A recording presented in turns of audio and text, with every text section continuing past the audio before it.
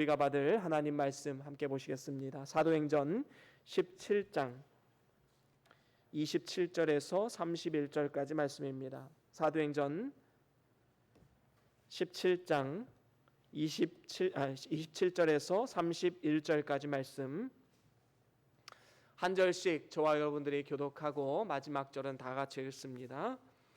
이는 사람으로 하나님을 혹 더듬어 찾아 발견케 하려 하심이로되 그는 우리 각 사람에게서 멀리 떠나 계시지 아니하도다.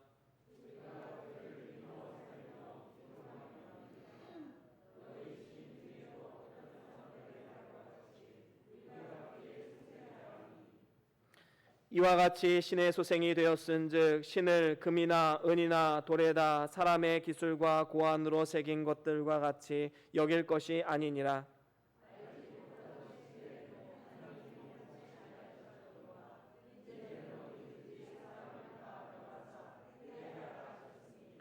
이는 정하신 사람으로 하여금 천하를 공의로 심판할 날을 작정하시고 이에 저를 죽은 자 가운데서 다시 살리신 것으로 모든 사람에게 믿을 만한 증거를 주셨음이니라 하니라. 아멘. 아멘. 우리 다 같이 말씀들과 함께 선포하시겠습니다. 시작. 주의 말씀은 내 발의 등이요 내 길의 빛이 되십니다. 주여 말씀하옵소서. 주의 종이 듣겠나이다. 아멘. 아멘. 오늘은 사도행전 17장 27절에서 31절 말씀으로 하나님을 찾으라 라는 제목으로 함께 말씀을 나눠보기를 원합니다. 기독교를 제외한 모든 이 세상의 종교는 절대자 신을 만나기 위해서 무언가를 해야 한다고 가르칩니다. 그 종교의 가르침을 잘 따르고 순종하고 구도자의 길을 걸으면 고행을 통해서만 진리에 이를 수 있다라고 가르치지요. 불교도 그렇고 이슬람교도 그렇고 유대교도 그렇습니다. 대부분의 종교가 다 마찬가지이지요. 하지만 기독교는 그 근본부터가 다릅니다. 천지의 주제이신 하나님께서 육신의 몸을 입고 이 땅에 오셔서 진리를 가르쳐 주셨을 뿐만 아니라 진정한 생명의 길, 진리의 길을 우리에게 가르쳐 주셨기 때문인 것입니다. 그래서 세상의 종교들이 아래에서 위로의 종교라고 표현한다면 우리 기독교는 위에서 아래로의 종교, 다시 말하면 계시의 종교다라고 우리는 표현할 수 있을 것입니다. 인간이 하나님을 찾는다고 만나주시는 것이 아니라 하나님께서 친히 인간을 찾아오신 것입니다. 오늘 말씀의 제목이 하나님을 찾으라 이지요. 이건 역시 인간의 노력과 힘으로 높이 계신 하나님을 찾으면 만날 수 있다라는 것을 의미하는 것이 아니라 이 땅에 친히 찾아오셔서 내려오시고 역사하시고 섭리하시는 그 가까이 계신 하나님을 찾으라라는 것입니다. 우리는 이것을 전제로 하고 오늘 본문 말씀을 해석해야만 하는 것입니다. 그런 의미에서 볼 때 종교다원주의는 기독교를 위협하는 가장 큰 적이라 말할 수 있는 것이지요. 종교다원주의가 이야기하는 것이 무엇입니까? 높은 산을 오르는 수많은 길들이 있듯이 이 길도 저 길도 다 똑같이 정상에 이르게 된다라는 주의입니다. 그래서 세상 모든 종교가 각자의 길이 있지만 결국에는 정상에서 만난다라는 것이지요. 이것이 얼마나 기독교적 가치와 위배되는지 우리는 분명히 알아야 되는 것입니다. 우리는 산을 오르는 사람이 아닙니다. 하늘로부터 이 땅 가운데 내려오신 예수 그리스도를 믿고 의지하고 바라보는 사람들이다라는 것이지요. 만약에 인간의 노력으로 하나님을 만날 수 있다면 어쩌면 종교다원주의가 맞는 이야기일 수 있습니다. 하지만 성경은 분명히 말합니다. 인간의 노력과 행위가 아니라 오직 예수 그리스도를 믿는 믿음으로만 구원을 받을 수 있다고 말입니다. 이 땅에 내려오신 성자 예수님께서 내가 곧 길이요 진리요 생명이니 나로 말미암지 않고는 아버지께로 갈 자가 없다라고 말씀하신 것처럼 오직 예수님만이 길이요 진리요 생명임을 믿고 살아가는 사람들이 바로 우리들인 것입니다. 또한 예수의 이름 외에는 구원받을 이름을 준 적이 없다라고 말씀하셨기 때문에 우리는 이 성경을 분명히 믿고 의지하고 나아가는 것이지요. 그래서 오직 예수 그리스도만이 우리의 구원자 되심을 고백하지 않을 수 없는 것입니다. 그런데 문제는 무엇입니까? 이러한 진리를 확실히 깨닫고 수호하고 전파해야 할 교회 안에 이러한 종교다원주의적인 가치들이 들어왔기 때문인 것이지요. 대표적으로 세계교회협의회라는 것이 있지요. 제가 설교 시간에 자주 말씀드린 것처럼 이 WCC라는 단체는 이 모일 때마다 다른 종교 지도자들 이제 초청을 합니다. 그래서 어떻게 합니까? 대화를 하지요. 대화를 해서 그 종교에도 진리가 있고 가치가 있다라는 것을 서로 함께 이야기를 나눕니다. 그리고 언젠가는 우리가 다 같이 천국에서 만날 것이다 라고 말하면서 끝나게 되지요. 이것이 얼마나 잘못된 가치인지 분명히 알아야 됩니다. 오직 한 길 예수 그리스도만이 우리의 구원자이심을 부정하는 그러한 일인 것이지요. 이러한 잘못된 종교다원주의를 따르는 단체에 소속된 한국의 많은 교단들이 있습니다. 다행인 것은 무엇입니까? 최근에 서울에 있는 한 대형 교회를 중심으로 이 WCC를 우리 교단이 탈퇴해야 된다, 이러한 것들을 정식적으로 요청하는 일들이 일어나고 또 각 교단마다 깨어있는 이 분들을 통해서 여러 긍정적인 운동들이 일어나고 있다는 사실입니다. 이처럼 교회라고 다 같은 교회가 아니고 그리스도인이라고 해서 다 같은 그리스도인이 아니다라는 사실을 분명히 알아야 됩니다. 그리스도인들도 이 진리를 얼마만큼 깨달았느냐에 따라서 세 가지 종류로 나누어 볼 수가 있습니다. 첫 번째 종류는 하나님을 발견하지 못한 자들이 있습니다. 그리스도인이라 하는 이름은 있는데 하나님을 아직 발견하지 못한 사람들이 있는 것이지요. 하나님을 발견하지 못하고 도의 이치를 깨닫지 못했지만 사람들과 교제를 나누고 또 여러 가지 다른 이유로 인해서 교회에 나오는 사람들도 있다라는 것입니다. 하나님을 만나지 못하고도 교회에 나와서 집사직분 받고 권사직분 받고 장로직분 받고 심지어는 목사의 일을 행하는 사람들도 있습니다. 이러한 사람들이 있기 때문에 오늘날 한국교회가 욕을 먹고 하나님의 영광을 가리우는 일들이 일어나는 것이 아니겠습니까? 이러한 것들은 다 헛된 일이고 또한 다른 사람들까지 죽이는 아주 위험한 일인 것이지요. 두 번째 종류는 무엇입니까? 하나님을 기본적으로만 발견한 사람들이 있습니다.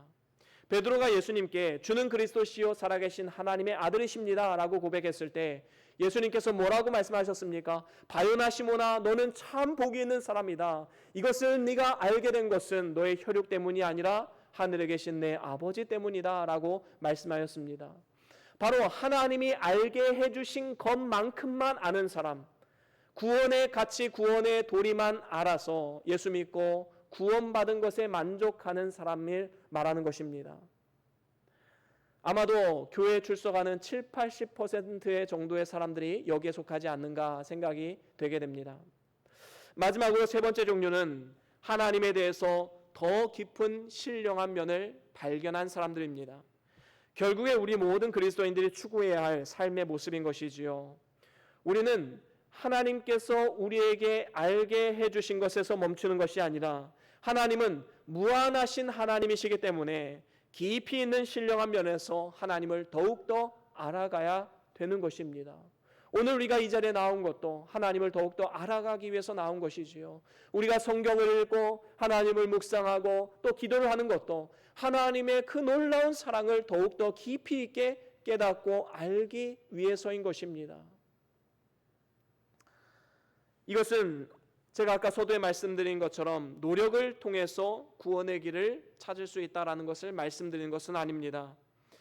구원받은 그리스도인들도 반드시 하나님을 찾고 또 찾아야 되는데 이것은 신령한 면에서 하나님을 더욱더 알아가야 함을 우리에게 말씀해 주고 있는 것입니다. 하나님을 더욱더 알아가고 발견하고 그분의 거룩하심과 경건을 닮아가야 하는 것이지요. 이것이 중생 이후에 우리 그리스도인들이 살아가야 할 삶의 자세요 목적인 것입니다. 그렇다면 어떻게 하면 우리가 신령한 면에서 하나님을 찾아서 발견하는 삶을 살아갈 수 있겠습니까? 오늘 본문 말씀을 통해서 저는 여러분들과 세 가지로 함께 말씀을 나눠보기를 원합니다. 그 첫 번째 방법은 가까이서 늘 함께 계심을 우리는 기억해야 됩니다.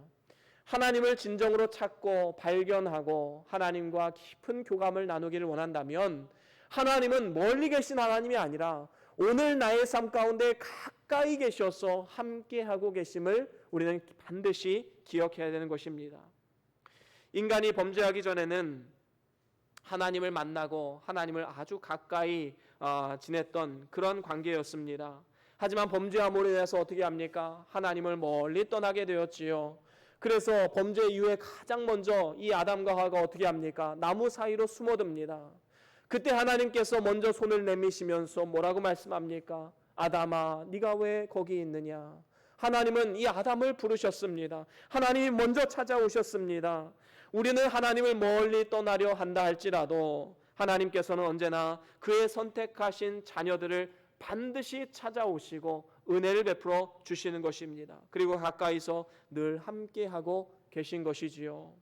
그래서 오늘 본문 말씀 27절에도 이렇게 말씀하고 있습니다. 오늘 본문 27절 다시 한 번 더 읽어보겠습니다. 시작.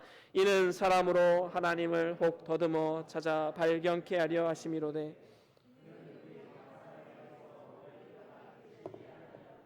그렇습니다. 지금 사도 바울이 지금 굉장히 중요하게 말씀하는 것이 무엇입니까? 하나님을 더듬어 찾아 발견케 하려 하심이로되 그는 우리 각 사람에게서 멀리 떠나 계신 분이 아니다. 우리 삶 가운데 온 인류 가운데 하나님께서는 가까이 찾아오셔서 낮고 천한 이 땅 가운데 오신 분이시다라는 것을 증거하고 있는 것입니다. 우리는 먼저 이 말씀을 해석하기에 앞서서 이 말씀이 나오게 된 배경을 한번 살펴볼 필요가 있습니다. 사도행전 17장 16절에 보면 사도 바울이 이 아덴에서 복음을 증거하는 장면이 나오지요. 이 아덴이라는 곳은 지금의 아테네입니다. 여러분, 우리가 잘 알듯이 아테네 하면 떠오르는 것이 무엇입니까? 신전이지요. 그리고 아테네, 그리스 하면 떠오르는 것이 철학입니다. 또 그리스 신화이지요. 그래서 18절에도 보면 이 에비구레오 그리고 스토이고 철학자들이 바울과 쟁론하는 장면이 나옵니다. 우리가 학창시절에 배웠던 이 에피큐로스 학파와 스토아 학파, 이 사람들과 함께 바울이 쟁론을 했던 그런 장면들이 나오지요. 여러분, 에피큐로스 학파는 어떤 것을 주장합니까? 그들은 신을 인정합니다. 그런데 그 신은 오늘 우리 삶 가운데 인격적으로 역사할 수 없는 신, 그저 창조해놓고 그냥 내버려 두는 그러한 능력이 없는 신으로 생각을 합니다. 그래서 그들은 진정한 육체의 욕구로부터 자유롭게 되는 정신적 쾌락을 추구하기 때문에 쾌락주의 학파다라고 부르기도 하지요. 반면에 스토아 학파는 무엇을 말합니까? 제논이라는 사람이 창설한 학파로서 이 에피큐로스 학파와 전혀 다른 것을 주장하지요. 신은 세계의 영으로 보는 이 범신론을 주장합니다. 그래서 도덕주의, 행위 이런 것을 강조해서 도덕주의 학파다라고 말하기도 합니다. 이런 에피큐로스 학파와 스토아 학파 학자들이 이 아레오바고라고 불리우는 이곳에서 함께 쟁론을 하고 있는 것입니다. 그런 가운데 이 사도 바울이 그 앞에 나와서 복음을 증거하는 것이지요. 이 아레오바고라는 곳은 아테네 언덕이라는 곳으로서 이 법원의 성격을 가지고 있었습니다. 그 당시에 이제 법원의 역할을 했던 곳인데 때로는 이렇게 학자들이 나와서 자신이 연구한 것들을 발표하고 함께 쟁론을 하는 이러한 곳으로도 유명하기도 했습니다.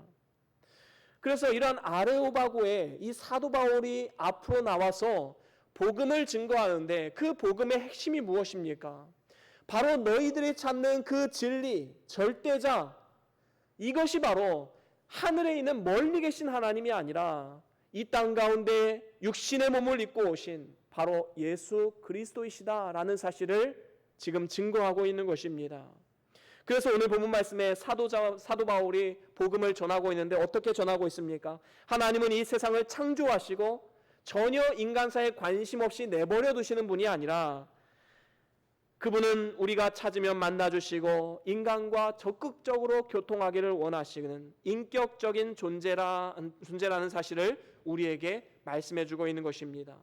다시 말하면 어떠한 철학이나 구도 이러한 것들을 통해서 높이 계신 하나님을 만나려고 하지 말고 가까이 계신 하나님, 우리를 위해 낮고 천한 이 땅에 오신 예수 그리스도를 믿어야 함을 말씀하고 있는 것입니다. 그래서 오늘 본문 28절에도 이렇게 말씀하지요. 우리 같이 한 번 더 읽어보겠습니다. 28절 시작. 우리가 그를 힘입어 살며 기동하며 있느니라.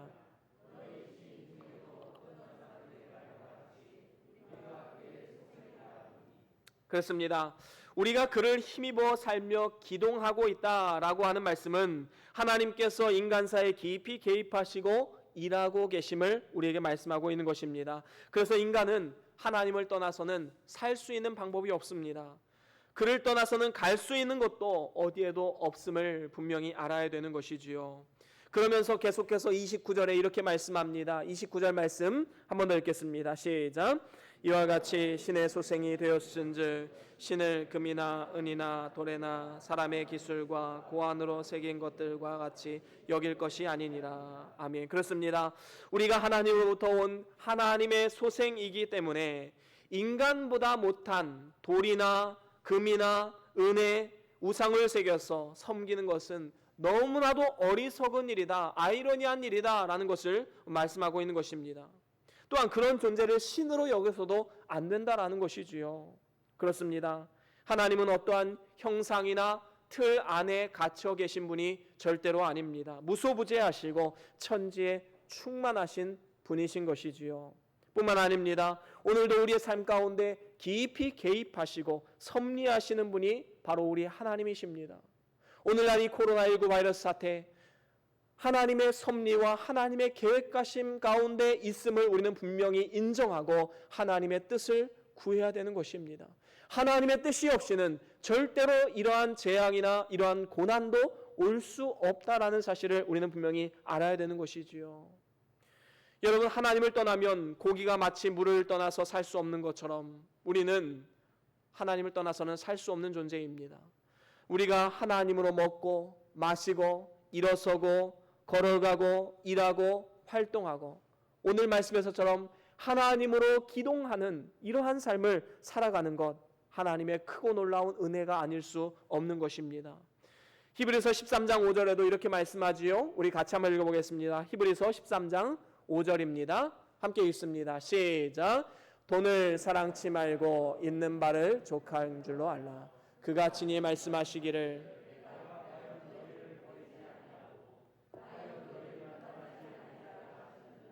아멘. 그렇습니다. 우리는 엄밀히 따지면 돈으로 사는 것 같이 보여지지만 돈으로 사는 게 아닙니다. 하나님으로 사는 사람들임을 분명히 알아야 됩니다.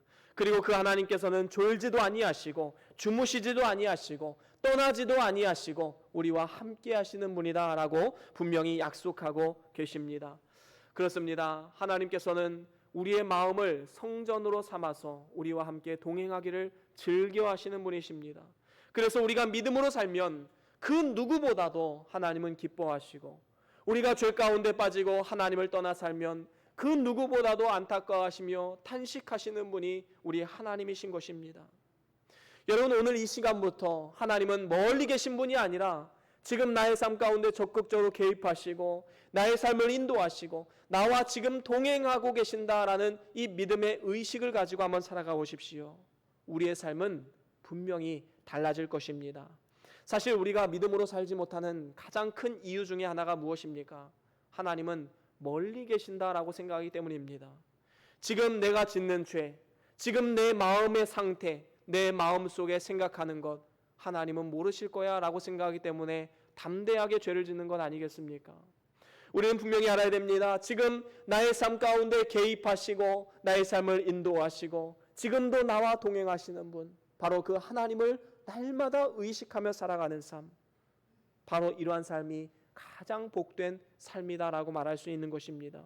하나님을 멀리 떠나가서 찾지 말고 가까이서 늘 함께 하신 하나님, 우리를 도우시고 은혜를 베푸시는 그 하나님을 늘 의식하고 그분 앞에 살아감을 통하여서 우리가 하나님을 더욱더 깊이 알아가고 하나님을 찾아감을 통하여서 하나님의 뜻에 순종하고 하나님의 기쁨이 되고 영광이 되는 그러한 복된 삶을 살아갈 수 있기를 주의 이름으로 간절히 축원합니다. 그런가 하면 두 번째로는 우리가 은혜의 시대를 헛되이 보내지 말아야 되는 것입니다. 오늘 본문 30절에 보면 이렇게 말씀하고 있습니다. 알지 못하던 시대에는 하나님이 허물치 아니하셨거니와 라고 말씀하고 있습니다. 여기서 알지 못하던 시대라는 말은 무엇을 알지 못하는 시대를 말하는 것일까요? 바로 그 목적어가 생략이 되어 있는 것입니다. 목적어는 예수 그리스도께서 이 땅에 오심, 이것을 생략한 것이지요. 그래서 쉽게 말하면 이것입니다. 예수님이 이 땅 가운데 오심을 알지 못했던 시대, 바로 예수님 이전 시대를 말하는 것이지요.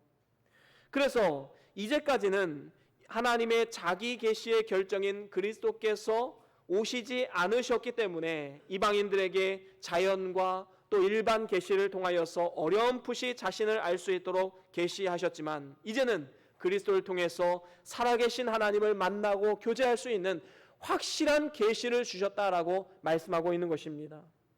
그런데 30절 마지막에 보면 그리스도를 알지 못하던 시대에는 하나님이 허물지 않았다라고 말씀하고 있습니다. 이 허물지 않았다라는 말씀의 의미가 무엇일까요? 그것은 그들을 무지한 상태 그대로 놓았다라고 말씀하고 있는 것입니다.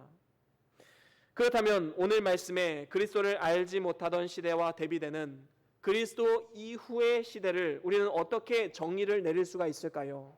그것은 바로 은혜의 시대다라고 말할 수가 있습니다.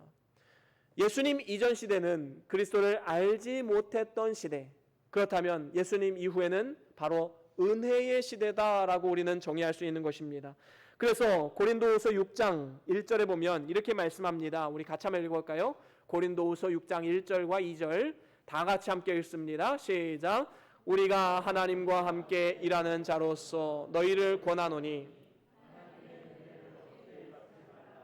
가라사대 내가 은혜 베풀 때에 너를 돕고 구원의 날에 너를 도왔다 하셨으니 보라 지금은 은혜 받을 만한 때요 보라 지금은 구원의 날이로다. 아멘. 그렇습니다. 하나님께서 우리에게 이 은혜의 때를 주셨다는 것, 얼마나 크고 놀라운 은혜인지 모릅니다. 오늘 우리는 이 은혜의 때, 좋은 때에 태어났음을 감사하고 또 감사해야 되는 것이지요. 왜 그렇습니까? 오늘날 이 은혜의 시대는 하나님의 계시가 분명하게 전달되는 시대입니다. 우리에게 이 성경 66권을 완성시켜 주셨습니다. 그리고 이 성경 66권을 통해서 하나님은 계시의 말씀을 다 들려주셨습니다. 그리고 또한 보혜사 성령 하나님께서 역사하시는 시대이지요. 그래서 성령 하나님을 의지해서 살아갈 수 있는 이러한 복된 시대를 살아가고 있는 것입니다. 하나님 말씀이 우리에게 풍성히 주어진 이 시대를 우리는 절대로 헛되이 살아서는 안 되는 것입니다.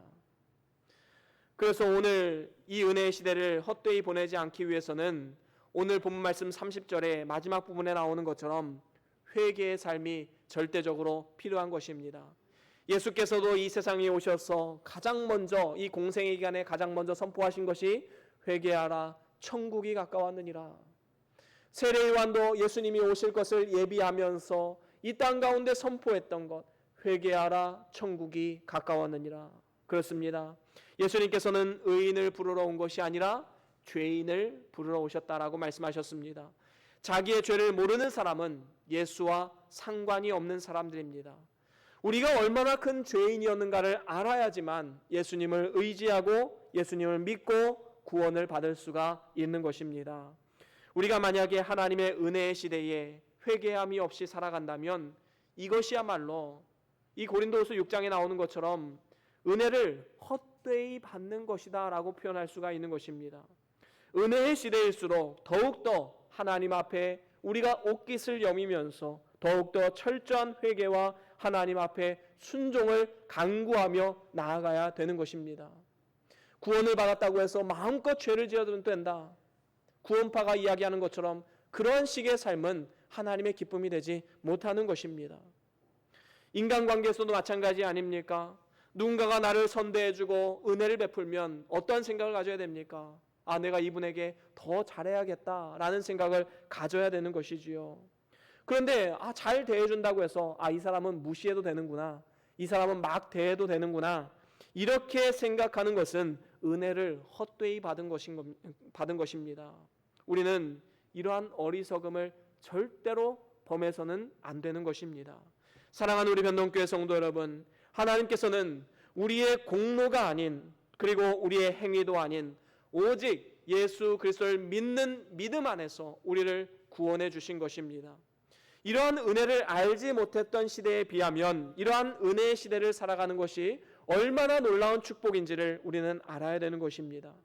이제 이 은혜의 시대, 이 은혜를 헛되이 받지 않기 위해서 우리는 더욱더 옷깃을 여미며 하나님 앞에 회개하고 또 하나님 앞에 충성을 다하며 회개의 열매를 맺어가는 그러한 복된 삶을 살아가야 할 것입니다. 이렇게 할 때에 하나님은 우리를 만나주시고 더욱더 깊이 교제하시고 우리에게 하나님을 더욱더 깊이 있는 신령한 것까지 계시해 주실 것입니다. 이러한 것을 믿고 의지하고 오늘도 은혜의 시대를 살아가는 우리의 태도를 다시 한번 점검하고 회개의 열매를 맺어가면서 하나님의 기쁨이 되는 복된 삶을 살아가는 우리 모두의 삶이 다 될 수 있기를 주의 이름으로 간절히 축원합니다.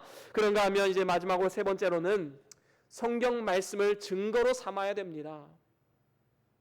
오늘 본문 말씀 31절에 보면 이렇게 말씀하고 있지요. 이는 정하신 사람으로 하여금 천하를 공의로 심판할 날을 작정하시고 이에 저를 죽은 자 가운데서 다시 살리신 것으로 모든 사람에게 믿을 만한 증거를 주셨음이니라 하니라 라고 말씀하고 있습니다. 여기서 이 믿을 만한 증거를 주셨다고 했는데 이 믿을 만한 증거는 무엇입니까? 바로 성경 66권 성경 말씀이지요. 그래서 성경 말씀 외에 우리가 만약에 뭐 음성을 들었다든지 아니면 꿈을 꾸었다든지 환상을 보았다든지 이러한 것들은 진정으로 말하면 믿을 만한 증거는 될 수가 없습니다. 왜냐하면 성경을 통해서 믿을 만한 증거를 이미 다 보여주셨기 때문입니다. 물론 하나님이 역사를 제한하는 것은 아닙니다. 하나님은 꿈을 통해서도 역사하실 수 있고 환상을 통해서도 역사하실 수 있습니다. 하지만 오늘날은 너무나도 잘못된 것이 많기 때문에 자칫 잘못하면 잘못된 이 불건전한 신비주의에 빠질 우려가 있기 때문에 하나님의 말씀에 근거해서 그 증거를 가지고 우리는 살아가야 되는 것입니다. 말씀에 계시하지 않은 것은 하나님께서 몰라도 된다라고 생각하셔서 주신 것이기 때문에 우리는 굳이 알려고 할 필요도 없는 것입니다. 하나님이 언제 오실 것인가 그 날과 시는 절대로 알 수 없다라고 성경은 분명히 말씀하고 있는데 오늘 많은 사람들이 몇 날, 몇 월, 몇 시에 예수님이 재림할 것이다. 얼마나 어리석은 일입니까? 하나님이 모르게 하신 데는 다 이유가 있고 뜻이 있는 것인데 그것을 알려고 하는 것 자체가 이단적인 사상이 아니겠습니까? 아니지 않겠습니까? 그렇습니다. 하나님께서는 우리에게 이미 다 성경을 통해서 계시로 보여주셨습니다. 그리고 들려주셨습니다. 우리는 이것으로 만족하고 날마다 그 말씀을 묵상하고 그 말씀을 의지해서 담대하게 순종하는 삶을 살아가야 되는 것입니다. 베드로서 2장 1장 19절에도 이렇게 말씀하지요. 우리 같이 한번 읽어보겠습니다. 베드로서 1장 19절입니다. 함께 읽습니다. 시작.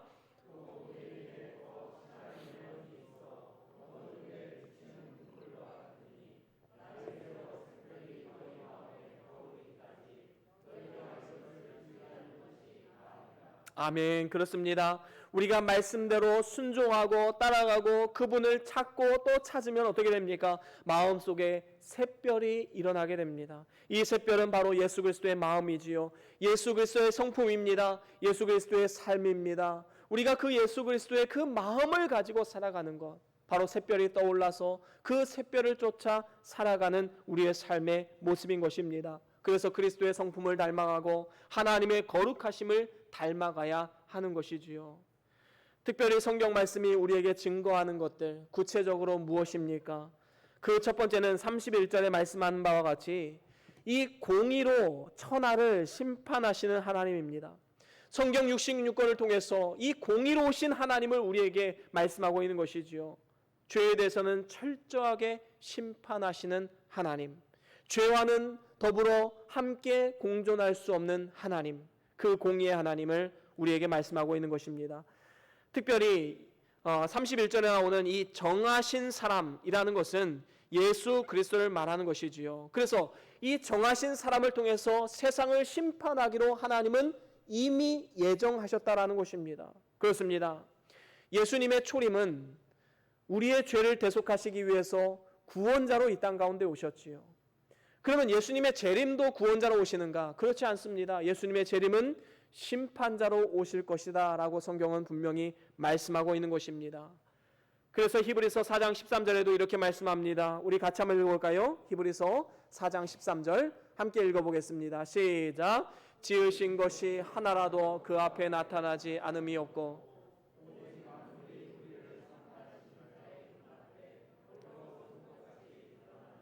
그렇습니다. 하나님 앞에 우리의 모든 것이 다 드러날 때에 과연 어떤 사람이 그 앞에 심판을 면할 수가 있겠습니까? 사실 하나님의 불꽃 같은 심판대 앞에 서면 그 심판에서 면할 수 있는, 구원받을 수 있는 사람은 단 한 사람도 없을 것입니다. 하지만 성경은 우리에게 아주 중요한 것을 약속해 주고 있습니다. 그 약속의 말씀을 우리는 붙잡아야 되는 것이지요. 우리가 잘 아는 말씀, 요한복음 5장 24절 말씀, 우리 같이 한번 읽어보겠습니다. 시작. 내가 진실로 진실로 너희에게 이르노니 내 말을 듣고 또 나 보내신 이를 믿는 자는 영생을 얻었고 심판에 이르지 아니하나니 사망에서 생명으로 옮겼느니라. 아멘. 그렇습니다. 이 성경 말씀이 약속하고 증거하는 것이 무엇입니까? 하나님의 이 불꽃 같으신 심판을 면할 수 있는 오직 유일한 길은 예수 그리스도를 믿는 믿음 안에서 얻을 수 있다라는 것입니다. 그래서 그 사람만이 심판에 이르지 아니하고 사망에서 생명에 이르는 역사의 도구로 쓰임 받을 수 있는 것입니다. 여러분, 이것이 가능한 이유가 무엇입니까? 예수님께서 이 세상에 친히 찾아오셔서 나 대신 지옥에 가야 할 심판을 모두 다 받아 주셨기 때문인 것입니다. 죄가 없으신 예수님께서 오셔서 나를 위해서 머리에 가시관을 쓰시고 또한 매 맞으시고 손과 발에 못 박으시고 또한 옆구리에 창으로 찔리셔서 모든 물과 피를 쏟아주신 것입니다.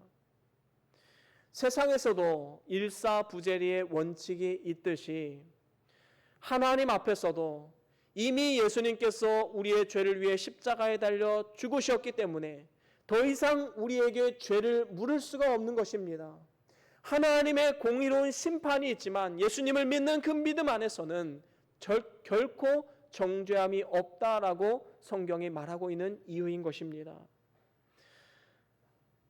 그렇습니다. 우리는 이러한 죄에 대한 정죄함이 없음을 굳게 믿고 이 약속의 말씀을 믿고 일평생 하나님 앞에 감사와 영광을 올려드리는 그러한 삶을 살아가야 마땅한 것입니다. 그런가 하면 31절의 성경 말씀이 우리에게 증거하는 것, 두 번째로는 죽은 자 가운데서 부활하는 것입니다. 이 부활에 대해서 사도 바울은 지금 증거하고 있지요. 예수님께서 우리를 위해 죽어서 하나님의 심판을 면하게 해주셨을 뿐만 아니라 십자가와 부활을 통하여서 우리에게 부활의 산 소망을 허락해 주셨습니다. 예수님이 부활하신 것처럼 예수님의 재림의 순간에 우리도 역시 신령한 몸을 입어서 부활할 것을 성경은 분명히 증거하고 있는 것이지요. 베드로전서 1장 3절 말씀 우리 같이 한번 읽어볼까요? 베드로전서 1장 3절입니다. 함께 읽습니다. 시작. 찬송하리로다 우리 주 예수 그리스도의 아버지 하나님이 그 많으신 긍휼대로